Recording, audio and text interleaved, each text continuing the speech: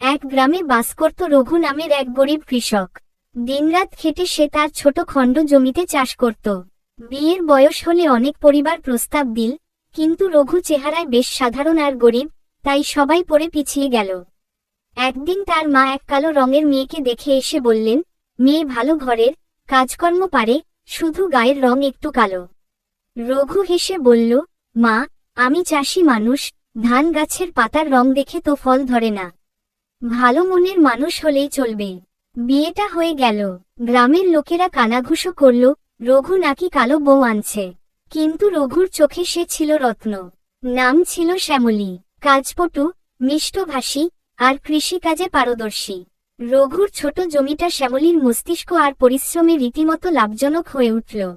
সে জৈব সার বানাতে শিখল, পোকামাকড় তাড়ানোর প্রাকৃতিক উপায় ব্যবহার করল এবং রঘুকে বোঝালো ফসল ঘুরিয়ে চাষ করতে। কয়েক বছরের মধ্যে তারা আরও জমি কিনে ফেলল।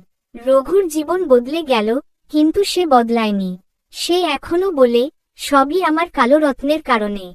একবার এক গ্রামীণ মেলা হলো, সেখানে সেরা কৃষাণী পুরস্কার পেল শ্যামলী। মঞ্চে উঠে সে বলল, যারা আমাকে কালো বলে ডেকেছে, তাদের কণ্ঠে আজ প্রশংসা শুনছি। হয়তো গায়ের রং নয়, মন আর কাজই মানুষকে সুন্দর করে তোলে। গ্রামটা এবার সত্যিই বুঝল, রং নয়, গুণী মানুষের পরিচয়। আপনি